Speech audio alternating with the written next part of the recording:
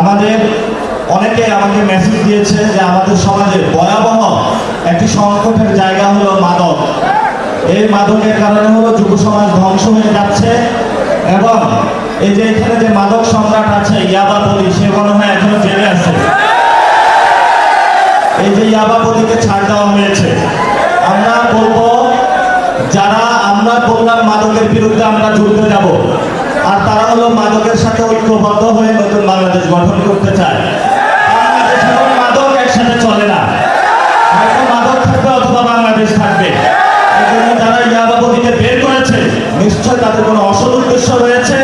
আমরা বলবো তাদেরকে দ্রুত আইনের আওতায় নিয়ে এসে নতুন বাংলাদেশ গঠনে যুব সমাজ যাতে মাদক থেকে মুক্তি পাইতে পারে, এইসব চোরাচালান সিন্ডিকেট এগুলো বন্ধ করতে হবে পুরো বাংলাদেশে।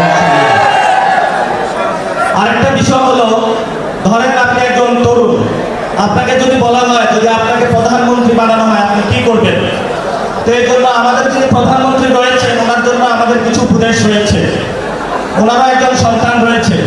যদি আমি প্রধানমন্ত্রী হইতাম তাহলে আমি আমার সন্তানকে একটা সেল গঠন করে দিতাম, মা তোমার দায়িত্ব হলো পুরো বাংলাদেশে যে জায়গায় ধর্ষণ হচ্ছে তাদের ফ্যামিলিতে গিয়ে সাক্ষাৎ করবা।